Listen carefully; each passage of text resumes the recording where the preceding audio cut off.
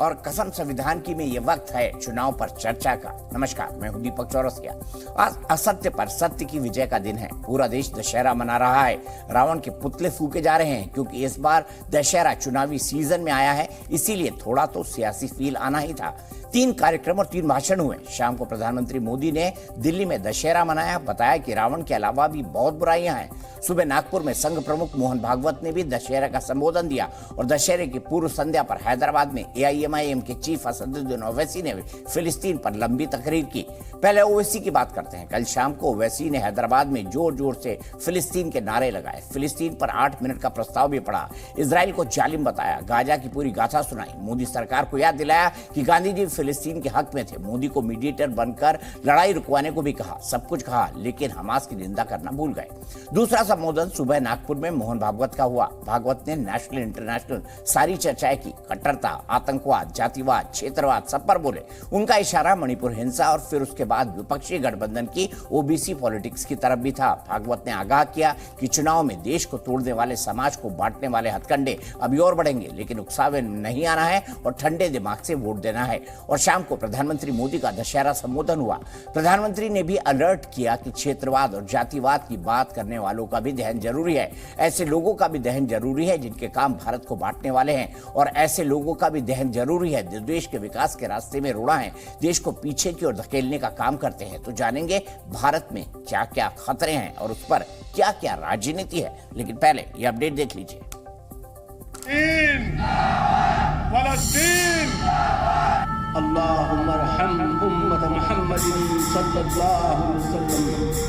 मैं आपसे अपील कर रहा हूं कि यहां बैठकर गाजा की आवाम की तकलीफ को महसूस करिए, फलस्तीनियों के लिए दुआ फरमाइए। सावधान रहना है क्योंकि अब आने वाले दिन भी अब चुनाव के दिन है। अभी राज्यों की चुनाव है, आगे लोकसभा का है। चुनाव में तो खूब गाली गलौज चलेगी, प्रचार चलेगा लोगों को इधर से उधर लाने का। उसमें ये हथकंडे और बढ़ सकते हैं।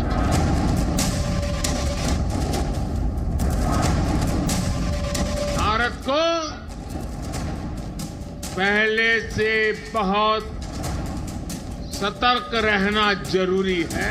मेरे साथ एक और मर्तबा नारा लगाइए कि फलस्तीन, फलस्तीन, जोर से नारा लगाइए, फलस्तीन, फलस्तीन, फलस्तीन, मस्जिद अक्सा जिंदाबाद।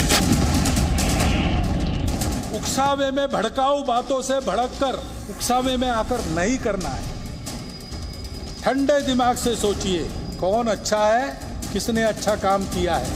सबका अनुभव अब भारत की जनता के पास है। ये दहन हो उन शक्तियों का जो जातिवाद और क्षेत्रवाद के नाम पर मां भारती को बांटने का प्रयास करते हैं।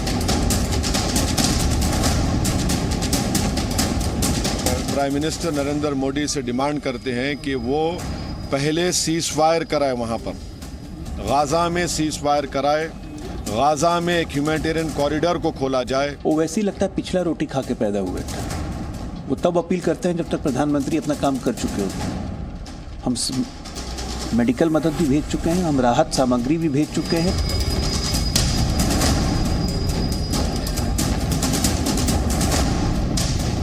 यही काम तो बीजेपी की सरकार कर रही है, यही तो मोदी जी कर रहे हैं। स्वार्थ, सत्ता है और बातें देश की करें। भागवत जी, आप अपने कुंबे को सुधार लीजिए तो ये देश तो अखंड है, अखंड ही रहेगा।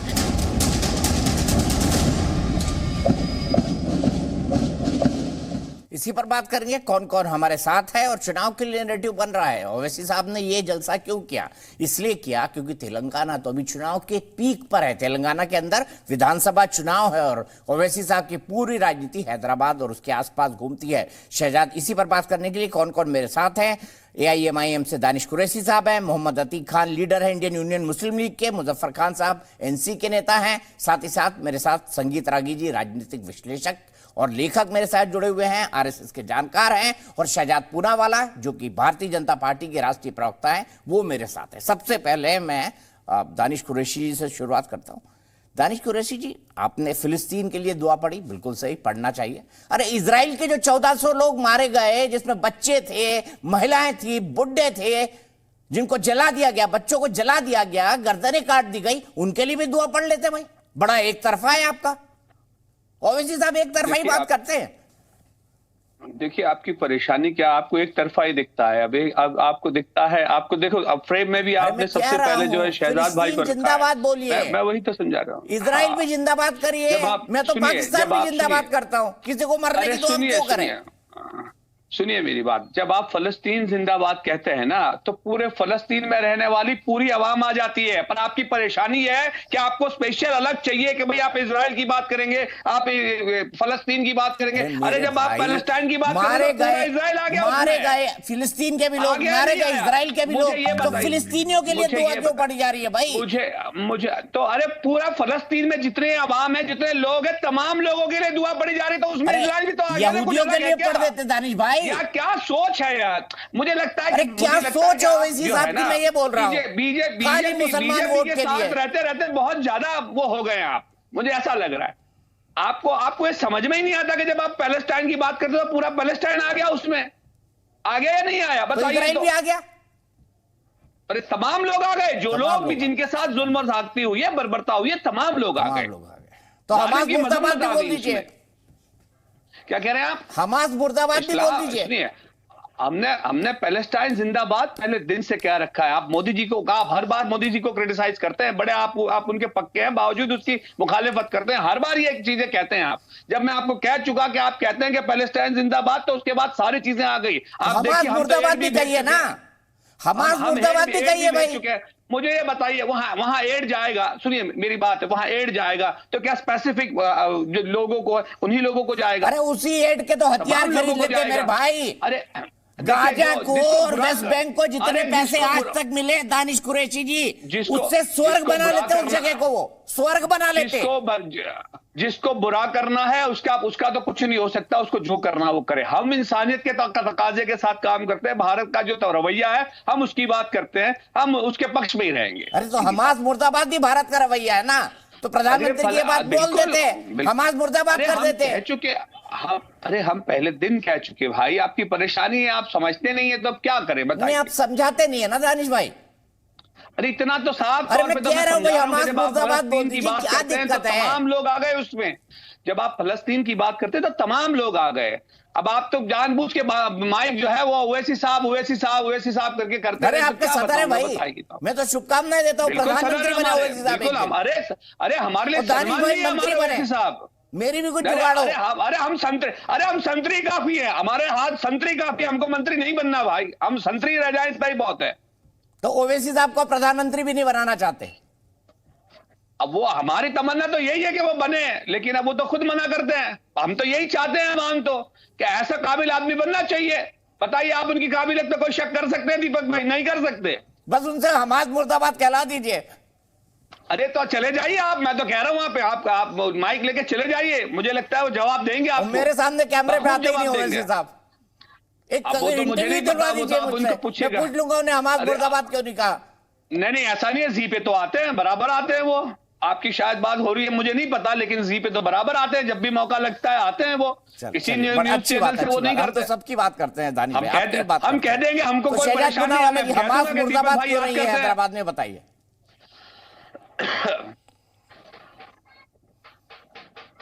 तो विजयदशमी का पर्व है, तो सभी को शुभकामनाएं। आज अच्छाई का बुराई की ऊपर जीत का पर्व है। प्रभु श्री राम ने आज असुरी ताकतों को, रावण को हराया था, उसका खात्मा किया था। तो आज अगर नारा लगाना था तो मुझे लगा कि नारा और दुआ ये करते कि रावण का खात्मा जैसे प्रभु श्री राम ने किया, वैसे मानवता की ताकत हमास जैसे आतंकी ताकतों का खात्मा करे। ये दुआ मांगते, ये नारा लगाते। चलिए, इन्होंने फिलिस्तीन का नारा लगाया तो चलिए उसको भी स्वीकारते। फिलिस्तीन का भी नारा लगाना कोई गलत बात नहीं है। इसमें 3 कारण हो सकते हैं क्यों नारा लगाया। एक तो ये कारण हो सकता है कि फिलिस्तीन फिलिस्तीन जो है ये मानते हैं कि ऑक्यूपाइड है इजराइल के द्वारा, इसलिए उनका दिल पसीजता है। तो भाई फिर कश्मीर भी ऑक्यूपाइड है पाकिस्तान और चीन के द्वारा, चीन के खिलाफ तो कभी नारा नहीं लगाया। ये एनसी के साथ ही बैठे, वो कभी पाकिस्तान के खिलाफ नारा नहीं लगाते। दूसरा तर्क हो सकता है कि फिलिस्तीन में मासूम मुसलमान मारे जा रहे हैं, इसलिए उनका दिल उम्मा के लिए धड़का, तो उम्मा के लिए नारा लगाया। तो भाई यमन में भी मुसलमान मारे जा रहे हैं, अफगानिस्तान और पाकिस्तान में शिया मारे जा रहे हैं, सोमालिया, सूडान, बहुत ऐसे सारे मुस्लिम देश है जहां पर मुस्लिम ही मुस्लिम को मार रहा है, तो उन मुसलमानों के लिए दिल क्यों नहीं पसीजता। चलिए तीसरे तर्क पर आते हैं कि फिलिस्तीन के लिए नारा क्यों लगाया। हो सकता है कि इनको वहां पर जो मासूम बच्चे मारे गए, नागरिक मारे गए, उसके लिए उनका दिल पसीजता है। मासूमों के लिए अगर दिल पसीजता है तो फिर इजराइल जिंदाबाद का भी नारा लगा देना चाहिए। परंतु इसका मतलब यह है कि आपके मन में ना मासूमों की, ना मुसलमानों की और ना ही कब्जे वाले जो तर्क है वो उसकी चिंता है। आपके मन में केवल हमास को बचाना है, इसीलिए 7 अक्टूबर के बाद आप सब लोग फिलिस्तीन का बहाना बनाकर आए हो। और आखिरी बात देखिए, अभी क्या कहा दानिश साहब ने, दानिश जी ने कहा कि फिलिस्तीन की जब बात करते हैं तो सारे कुछ आगे उसमें। यही तो हमास कहता है कि वहां पर केवल फिलिस्तीन, नो इजराइल, मतलब इजराइल का स्वतंत्र अस्तित्व भी नहीं। दीपक जी, आपने 4 या 5 बार प्रयास किया कि इजराइल के लिए भी एक बार नारा लगा दो या इजराइल पे जो आतंकी हमला हुआ है उसका खंडन कर दो, तो उसके जवाब में एमआईएम ने अधिकृत रूप से वही स्टैंड लिया है जो हमास लेता है कि सिर्फ एक ही बचेगा, मतलब फिलिस्तीन, और इजराइल और यहूदियों के लिए कोई जगह नहीं। यही हमास की सोच है, यही एमआईएम की सोच है। आज आपके शो पर यह साबित हो गया। अन्यथा वो ये कहे कि हमास का चार्टर गलत है, इजराइल को अस्तित्व में रहने का अधिकार है और इजराइल के जो मासूम नागरिक मारे गए हमास के द्वारा, हमास आतंकी गुट है। बताइए, इजराइल को रहने का हक है नहीं है? हमास कहता है इजराइल होना ही नहीं चाहिए, मिटा दो इसको। देखिए सबसे पहले मैं आपको एक बात बता दूं दीपक भाई, मैं आपके शो में पहले भी कह चुका हूं, शायद उस दिन शहजाद भाई थे या नहीं मुझे याद नहीं है, लेकिन मैं पहले भी कह चुका हूं कि हजरत उमर के दौर में और उसके बाद सैयद सलाहुद्दीन के दौर में किसी पर भी कभी कोई पाबंदी अब तक आज तक नहीं रही है। ये समझ लीजिए आप। बोल दिया ना, आज तक कोई पाबंदी नहीं है। बोल दिया आपने भाई। सुनिए, आपको पता है ना कितने मुसलमान रहते हैं इजराइल में। दिक्कत यह है कि वो बिना जानकारी के चर्चा करते हैं। कोई बात नहीं। दूसरे नंबर की बात उन्होंने कही कश्मीर की, तो मैं कश्मीर की जब बात करूं, कश्मीर की बड़ी फिक्र अकेले इनको नहीं है। सबसे पहले फिक्र तो ओवैसी साहब ही लेके आए थे कि भाई चीन के अंदर में जो घुसपैठ हो रही है इस पे आप आइए। तब तो प्रधानमंत्री ये कह रहे थे कि कोई नहीं आया। मतलब इतना बड़ा फरेब देश के सामने नारा लगवा दो, पाकिस्तान मुर्दाबाद। बताइए आप सवाल देखिए, इंटरप्ट मत करिए। एक बार आपके जो साथी बैठे हैं उनसे पाकिस्तान मुर्दाबाद का नारा लगवा दो। इंटरप्ट मत करिए शहजाद भाई। आप बोल रहे थे, सवाल आपसे था नहीं, आप काहे बोल रहे हैं फिर इसका जवाब? नहीं, आप आपने नाम दिया तो मैं तो बोलूंगा ना। आपने सदर साहब का नाम दिया है, आपने मेरे सदर का नाम दिया है, तो मैं तो बोलूंगा। बाकी सवाल पूछे हैं कोई नहीं। अब सवाल ये है कि जब चीन की बात आती है तो सबसे पहले मुखर होकर ओवैसी साहब बोलते हैं, उसके बाद प्रधानमंत्री जी को प्रधानमंत्री साहब कह देते हैं कि कोई घटना नहीं घटी। अब मुझे ये बताइए आप बात कर रहे हैं पाकिस्तान और ये जो ऑक्यूपाइड करके रखी है पूरी कश्मीर के अंदर टेरिटरी में, आप वहां चुनाव क्यों नहीं कराते? कब कराएंगे चुनाव? बताइए आप क्यों वहां चुनाव नहीं कराते? घुसिए आप बाकी की सारी जितनी कॉन्स्टिट्यूंसीज है उनपे। तो दिक्कत क्या है इनकी कि ये दोहरे मापदंड के साथ यहां आकर बातें कुछ और करते हैं और उनकी करनी और कथनी में कुछ और है। दूसरे नंबर की बात, 9 साल पूरे हो गए, आपने अब तक कितने कश्मीरियों को वहां स्थापित किया? बताइए क्या किया आपने उनके लिए? आप कुछ चाहते नहीं है उनका करना, सिर्फ राजनीति कर रहे हैं शहजाद भाई। कहां से कहां पहुंच गए। हमास को मुर्दाबाद कहने के लिए कश्मीर घुसा दिया। मैं शहजाद जी एक क्विक जवाब, फिर मैं मोहम्मद अतीक साहब के पास जाऊंगा और संगीत रागी जी के पास और मुजफ्फर खान साहब के पास।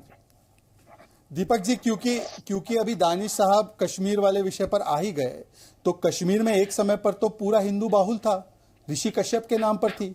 तो जिन्होंने उनकी जमीन हड़प कर उनको बाहर कर दिया, उनका नरसंहार किया, जैसे आप कहते हैं फिलिस्तीन में हुआ, इजरायलियों ने किया। आप बताइए एक बार उन लोगों के लिए मुर्दाबाद बोल दीजिए।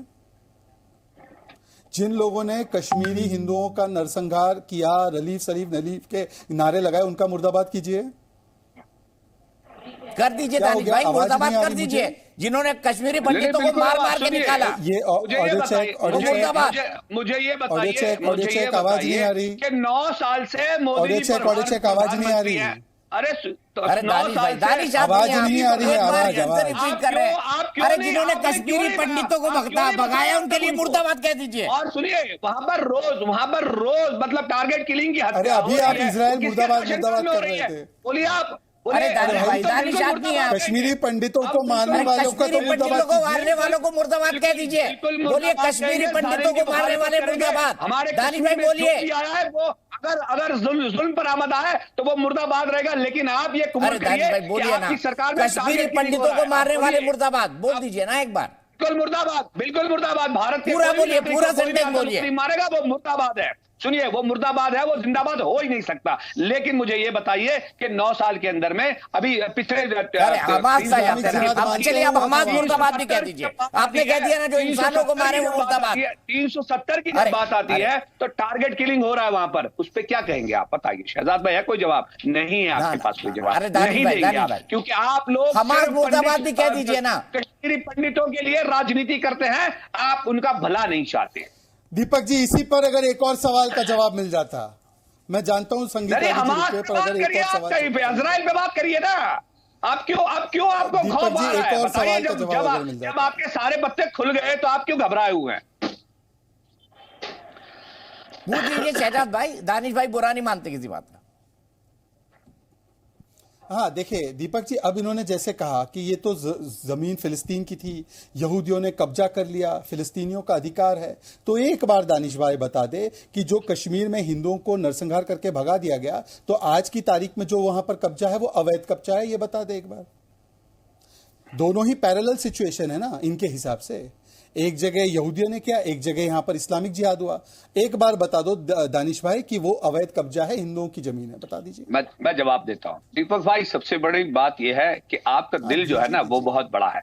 हर बार मतलब शासक वर्ग जो है ना वो सवाल पूछेगा आवाम से। हमने सारे सवालों के जवाब दिए कश्मीर के मुद्दों पर, लेकिन उन्होंने जवाब नहीं दिया कि क्या हो गया दीपक भाई, सिद्धांतों पे नारे लगा रहे थे, अब सिद्धांत सारे गायब, दोहरे मापदंड, सारे सिद्धांत गायब। की सेना अंदर घुस गई, अंदर सारी नौटंकी करती रही, और आप प्रधानमंत्री जी ये कहते हैं, खुद मोदी जी कहते हैं कि कोई नहीं आया। मतलब इस पे उनका कोई जवाब नहीं है। फिर भी वो शासक पक्ष जो है वो हमसे सवाल पूछेगा क्योंकि हम विपक्ष में है। संगीत रागी जी, ओवैसी साहब की तकरीर कैसे देखते हैं सर आप?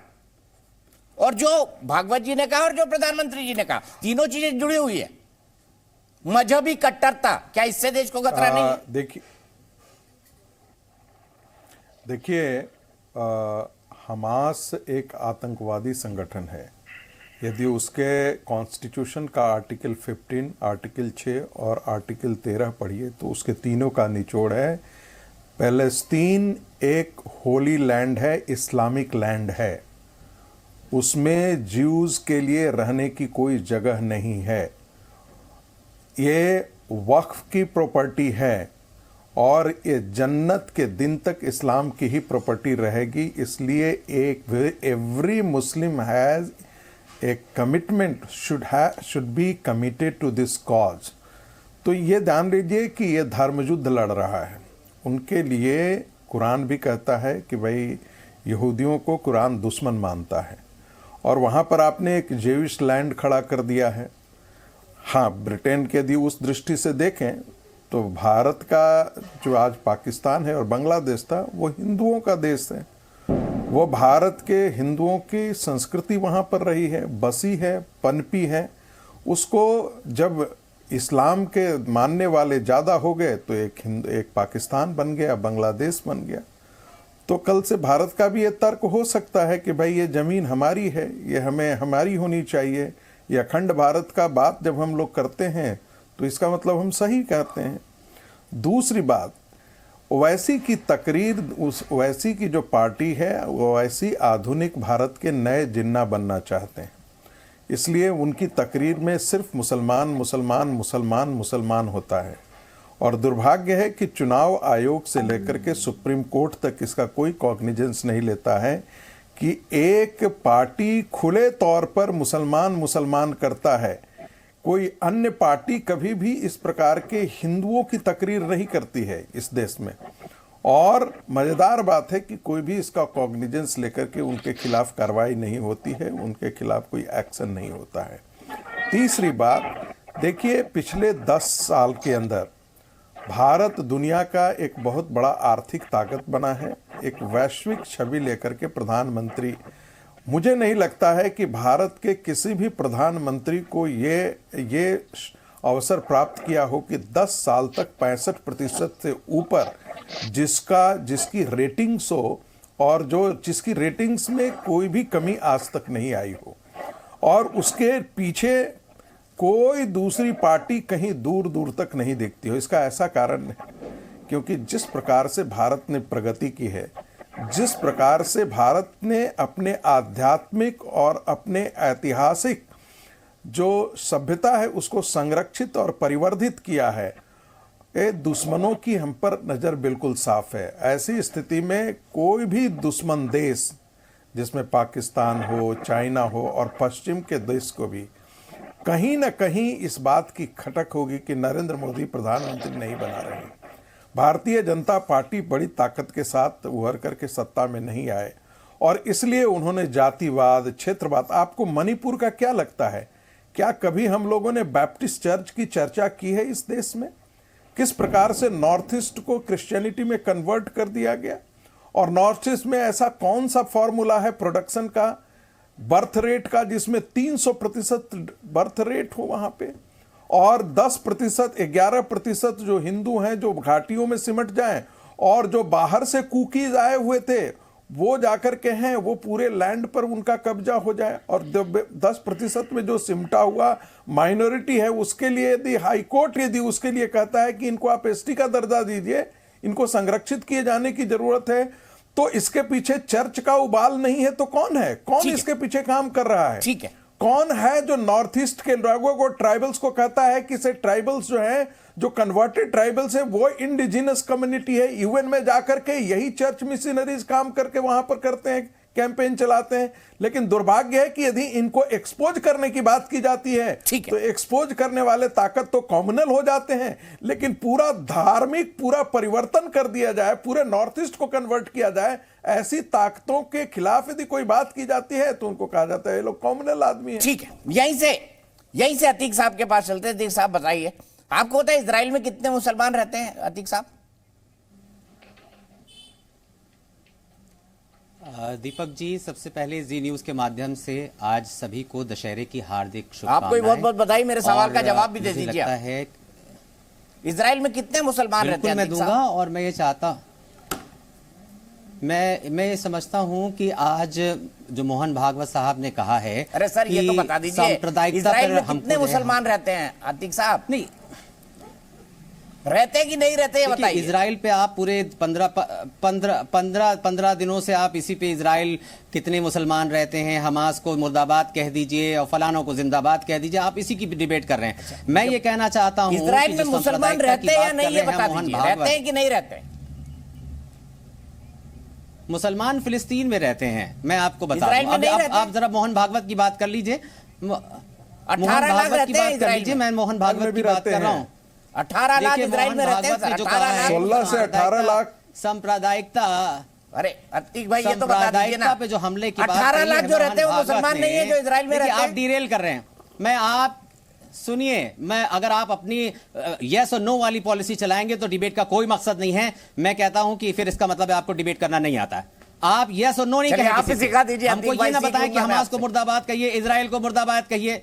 नहीं, आप अगर मेरा इनपुट लेना चाहते हैं, मेरी राय लेना चाहते हैं, मैं तो सिर्फ सवाल पूछ रहा था कि इजराइल में मुसलमान रहते कि नहीं रहते हैं। आपने कहा नहीं रहते हैं, सब फिलिस्तीन में रहते हैं। मैंने कहा 18 लाख रहते हैं। अब चलिए आपको जो बोलना है। फिलिस्तीन में रहते हैं, फिलिस्तीन बिल्कुल। अरे 18 लाख इजराइल में रहते हैं। पे हमला की बात कही है, 5 टाइम की नमाज होती है इजराइल में। मुसलमानों की बात आप कर रहे हैं।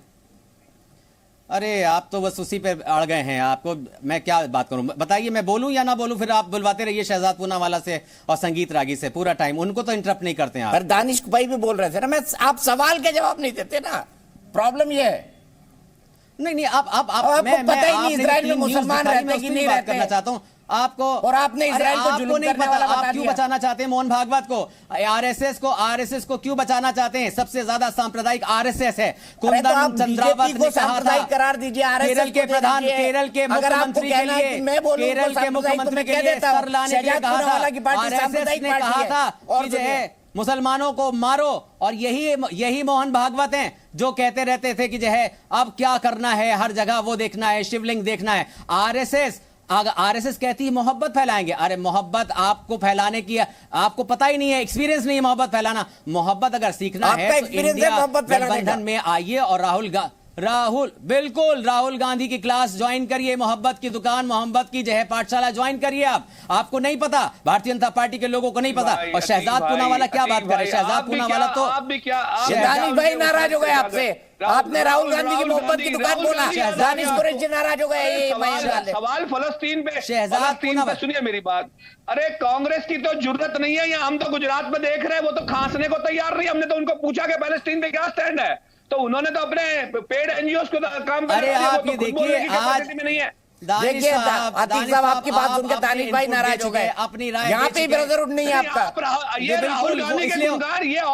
इसलिए नाराज हो गए क्योंकि वो इंडिया गठबंधन के ये सदस्य नहीं बन पाए। ठीक है, मैं ब्रेक के लिए रुक रहा हूँ, ब्रेक के बाद नहीं बन पाए। अरे शहजाद भाई, गठबंधन के सदस्य दानिश भाई और अतीक भाई में थोड़ा हो रहा है डिस्कशन, हो जाने दीजिए। तो अतीक भाई, ये दानिश भाई आपकी मोहब्बत की दुकान में आना ही नहीं चाहते। अरे मैं जवाब दरअसल बात ये गठबंधन का हिस्सा ही नहीं है ना। गठबंधन का हिस्सा होते तो ये मोहब्बत की दुकान ज्वाइन करते। एक्चुअली दरअसल बात ये कि नरेंद्र मोदी और भारतीय जनता पार्टी को इंडिया गठबंधन ही जो है रोक सकता है। ओवैसी साहब अकेले नहीं रोक सकते हिंदू मुसलमान करके।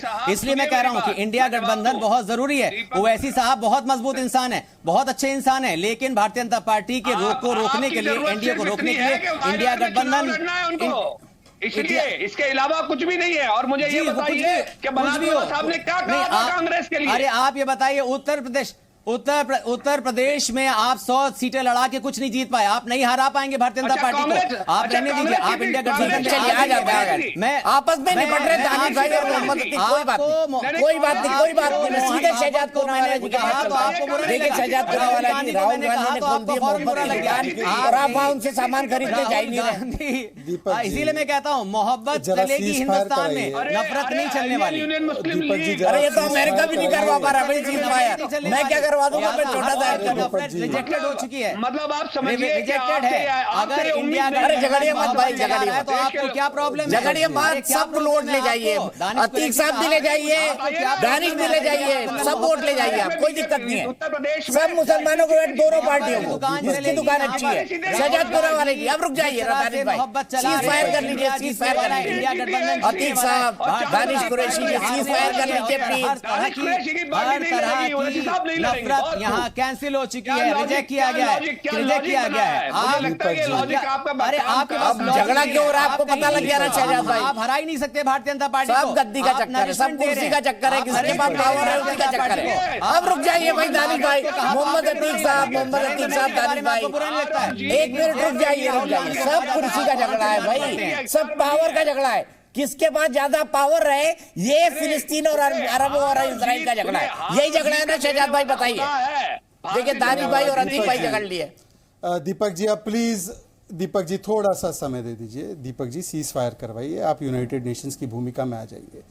देखिए दीपक जी, अभी ये दोनों जैसे लड़ रहे थे यहाँ पे, एमआईएम के लोग और यूएमएल के लोग, ऐसे लग रहा था कि हमास और पीएलओ के लोग लड़ रहे हैं। मतलब इसको सीरियसली मत लेना, मैं बस थोड़ा सा हल्के रूप में कह रहा हूँ। एक हमास कौन है और पीएलओ कौन है ये तय कर ले। अच्छा देखिए, विडंबना की बात सोचिए आपने दीपक जी, जब आप भारतीय जनता पार्टी में मोहब्बत की दुकान, नरेंद्र मोदी को गालियां दिया करते थे। अब आपका देखिए दीपक जी, मैं किसी के बीच में नहीं बोला। अगर ये फायर होगा रॉकेट, अगर ये रॉकेट फायर होगा तो हमारी तरफ से भी स्ट्राइक होगा। दीपक जी, अगर ये रॉकेट फायर दानिश भाई और अतीक भाई जो है एक दूसरे पे मिस फायर हुआ जा रहा है, फिर हमको भी स्ट्राइक करना पड़ेगा। हाँ देखिए, अब मैं दीपक जी, विडंबना की बात ये है कि रॉकेट दाग देंगे, कोई प्रॉब्लम नहीं है। नंबर भी वो याद रहा जो हमास ने दाग मान लिया ना कि आप हमास है, क्या बात है कि आप हमास है, सिर्फ हमास का नंबर याद रहा आपको। दीपक जी, क्योंकि इजराइल तो लादात दाग रहा है ना, इजराइल तो लादात। अच्छा दीपक जी, अरे भाई रुक जाइए ना अतीक भाई, शहजाद जी बोलिए ना। दीपक जी मत करिए, मैं फंस जाऊंगा। हाँ देखिए, ऐसा है कि विडंबना की बात यह है कि एक जो है उपज है जिन्ना की सोच की और एक निजामों की सोच की उपज है, और ये दोनों मिलकर एक रजाकार की सोच की उपज और एक जिन्ना की सोच की उपज, दोनों मिलकर मोहब्बत का ज्ञान बांट रहे हैं। बताइए, एक रजाकार का प्रोजनी है और एक जिन्ना का प्रोजनी है, और दोनों मिलकर मोहब्बत की दुकान का यहाँ पे बड़ा चैप्टर बता रहे हैं। इनको बताइए। अरे भाई चुप हो जाइए, आप चुप हो जाइए, मान्यवर चुप हो जाइए। मिसाइल कैमरे हो रहे थे, यूनाइटेड नेशन वाला यहाँ बैठा है। एक एजेंडा भी है हमारा, तो एक एजेंडा भी है। आपका तो कोई एजेंडा भी नहीं है, आपकी कोई पहचान भी नहीं है। राजनीतिक विरोध करिए, दीपक जी, आपका कोई परेशानी नहीं है शहजाद। शहजाद आपका कोई एजेंडा नहीं है, आप तो कभी इधर है तो कभी उधर है। भाई दानिश भाई रुक जाइए ना, मैं दोनों को मौका दूंगा। बीच में नहीं मेरे भाई, बीच में नहीं, दोनों को मौका दूंगा। आप दानिश भाई और अतीक को झगड़ने का भी मौका दूंगा। हाँ, अभी मेरी बात हो जाने दीजिए। दीपक जी, कौन ये मोहब्बत की दुकान की बात कर रहा है? वही पार्टी जिसने कासरगोड में हिंदुओं को लटकाकर मारने की धमकी दी अभी हाल ही में। वही पार्टी जो कांग्रेस पार्टी जिसने हाशिमपुरा, भागलपुर, मीरठ, मलियाना, मुंबई, दिल्ली, दिल्ली ऐसे हजारों दंगे करवा के हजारों मुसलमानों को और सिखों को नरसंहार करके मारा। ये मोहब्बत की दुकान चल रही थी क्या? IUML से पूछना चाहता हूँ, मुजफ्फरनगर दंगे जो हुए वो मोहब्बत की दुकान थी? हाशिमपुरा में जो हुआ, भागलपुर में जो हुआ, वो मोहब्बत की दुकान थी? और चलिए मैं आखिरी सवाल पूछना चाहता हूं इनसे, ये जो इंडिया अलायंस कर रहे हैं, अरे इंडिया अलायंस बचा कहां? अखिलेश यादव जी ने अभी कहा है कि राहुल गांधी जो है उनके नेता चिरकुट और चुटवैया है। उनके IP सिंह ने राहुल गांधी की मोहब्बत की दुकान को पूरा पर्दाफाश करके रख दिया है कि आप तो किसी परिवार के सदस्यों को नहीं जोड़ पा रहे हैं, आप किस बात से मोहब्बत की दुकान की बात कर रहे हैं, मंदबुद्धि वगैरह भी बोला है। तो ये तो समाजवादी पार्टी का ऑफिशियल स्टैंड है। तो इसीलिए मैं कह रहा हूं ये मोहब्बत की दुकान नहीं। और क्या सनातन की समाप्ति की बात करना, हिंदू धर्म को समाप्त करने की बात करना, नरसंहार करना, आज भी स्वामी प्रसाद मौर्य ने जो बात कही है, एक साधु संत व्यक्ति को आतंकवादी कहा है, क्या यह मोहब्बत की दुकान है? सनातन की समाप्ति का जब उदयनिधि स्टालिन से लेकर कांग्रेस के नेताओं ने बयान दिया, उसकी तुलना HIV से की, वो मोहब्बत की दुकान है? बता दीजिए एक बार। ठीक है अतीक जी, जवाब दे दीजिए। उदयनिधि स्टालिन सनातन धर्म खत्म कर देंगे, मोहब्बत की दुकान है। चिरकुट छुटभैया ये मोहब्बत की दुकान है। देखिए ये नहीं, बिल्कुल मैं जवाब दे रहा हूं। ये जो शहजाद पूनावाला अभी कह रहे थे ना, समाजवादी पार्टी ने चिरकुट ये करा, अरे अभी NDA के एक चीफ मिनिस्टर ने कहा कि मैं नरेंद्र मोदी के साथ स्टेज साझा नहीं करूंगा। अब आप बताइए कैसे मोहब्बत फैलाएंगे? मोहन भागवत वही है ना जो कुमार चंद्रवात ने कहा था कि केरल के चीफ मिनिस्टर का सर लेकर आओ, 1 करोड़ रुपया दूंगा। उसके अलावा उज्जैन में कहा था कि मुसलमानों का नरसंहार करो। ये है ना, एक मैं आपको बता दूं। और होश बोले ने कितनी मर्तबा कहा है मुसलमान जो है इतने बच्चे पैदा करें, हिंदुओं को इतने बच्चे पैदा करना चाहिए, डेमोग्राफी चेंज हो जाएगी, मोहब्बत फैलाएंगे। अरे मोहब्बत जो कहीं छपते ही नहीं। मोहब्बत भाई ये जानकारी उन अखबारों से लाते जो कभी छपते ही नहीं। RSS अरे अभी जैसे इजराइल में मुसलमान नहीं रहते वैसी जानकारी आप साझा कर रहे हो। भारत के ये दत्तात्रेय होसबोले ने कहा दिखाई एक बयान उनका। दिली ख्वाहिश थी कि RSS को बैन कर दिया जाए, RSS को बैन कर दिया जाए। इसलिए गृह मंत्री भारत के पहले, अरे बताइए दत्तात्रेय होसबोले ने कहा, बोलिए इनको। बिल्कुल RSS नफरत ज्यादा फैलाने वाली चीज है और RSS हमेशा नफरत फैलाती रही है, लिहाजा वो मोहब्बत की बात कैसे कर सकती है? नैरेटिव चेंज हो गया। जाहिर सी बात है भारतीय जनता पार्टी हार की कगार पे पहुंच गई है, इसलिए आज RSS खड़ी हो गई है, खड़ी हो गई उसको शेल्टर देने के लिए। अतीक अहमद जी एक सेकंड, बिल्कुल अतीक अहमद जी देखिए एक सेकंड अतीक अहमद जी, आपने अभी होसबोले जी के नाम पर एक बयान बोला है, वो बयान दिखा दीजिए, वरना वो बयान वापस ले और माफी आप बयान आप बताइए। अतीक अहमद साहब आप बताइए कहां पे बोला है होसबोले जी ने जो आपने बताया? दिखा दीजिए, 2 मिनट आप ही बोलिए। मैं आपको अखबार की कटिंग भेज दूंगा, आप अपना नंबर भिजवा दीजिए, मत अभी दिखा करिए। क्या कहते हैं, अभी दिखा दीजिए, हम सब चुप रहते हैं। नंबर मुझे भेज दीजिए, मैं उनको अखबार की कटिंग भेज दूंगा। मुझे भेज दीजिए ना, मैं भी पढ़ लूंगा बयान, मेरा भी नंबर भिजवा देता हूं आपको। पार्टी की बिल्कुल भारतीय जनता पार्टी की फिक्र करिए। NDA के चीफ मिनिस्टर ने कहा है, आपके साथी ने कहा है कि नहीं ज्वाइन करेंगे, हम नहीं ज्वाइन करेंगे, नरेंद्र मोदी के साथ स्टेज ज्वाइन नहीं करेंगे। बहुत सारे NDA के लोग मिनिस्टर ने कहा, नाम तो बताइए। होसबोले जी ने क्या बोला? अरे दीपक साहब आपको सब पता है। आप जब मुसलमानों की बात आती है तो अरे मेरे को नहीं पता भैया, नाम बता दीजिए ना चीफ मिनिस्टर का। फार देते हैं, होसबोले जी का बयान दिखा दीजिए। आप हमेशा, अरे बिल्कुल होश बोले जी का मैं बयान आपको दिखा दूंगा, मैं आपको भेज दूंगा, बिल्कुल दिखा भेज दीजिए दूंगा मैं अभी। आपको। चलिए मैं टाइम बिल्कुल एक्सटेंड भेज करता हूँ 15 मिनट का। और दिखाइए मुझे, होश बोले सर्च के करिए अलावा- कहाँ है बयान, होश बोले दिखाइए के वो अलावा बयान। मैं टाइम बढ़ा देता हूँ डिबेट का। दत्तात्रेय होश बोले के बिल्कुल बिल्कुल मैं बता दूंगा आपको। सर्च कर लीजिए ना भाई, आजकल तो एल्गोरिथम पे कुछ सेकंड में सर्च में निकल आता है किसने क्या बयान दिया। बिल्कुल बिल्कुल बिल्कुल मैं बता दूंगा आपको, टाइम कम है वरना मैं अभी बता देता। अरे आपको। मैं मेरे पास एक्सटेंड कर लिखा हुआ दूंगा मेरे रखा है, भाई, उसकी टाइम कटिंग है का मेरे पास चक्कर में। पाल रहे हो आप। उसकी कटिंग है मेरे पास, बिल्कुल।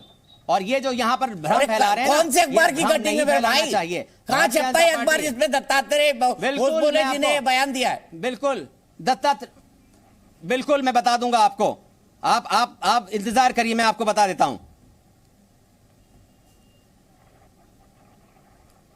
हम मैं कर इंतजार रहे हैं, कर रहा हूं। बताइए। अन्यथा इसको वापस लीजिए और नाक रगड़कर माफी मांगिए। जिन्ना के वंशज इस प्रकार की बातें कर रहे हैं ऐसे संगठन के बारे में जिसने राष्ट्रहित के लिए, राष्ट्र सेवा के लिए अपना सर्वस्व त्यागने का काम किया है। बताइए।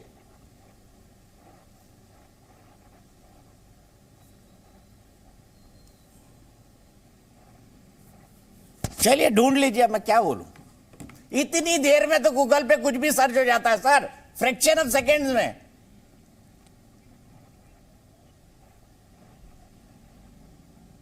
अपना एयर टाइम काहे को खराब करवा रहे हैं दीपक जी? उसमें ये गूगल कर चलिए आतिक लीजिए, भाई ठीक है, हाशिमपुरा, ये भी पढ़ भागलपुर, लीजिएगा कि मीरठ, इसराइल में मरियाना, कितने दिल्ली, मुसलमान रहते दिल्ली हैं, दंगे ये भी कब पढ़ हुए थे? लीजिएगा। बिल्कुल, 18 लाख, बिल्कुल मैं पढ़ लूंगा, बिल्कुल मैं 18 लाख मुसलमान बिल्कुल रहते मैं पढ़ लूंगा हैं इसराइल में, बिल्कुल मैं ठीक पढ़ है। लूंगा।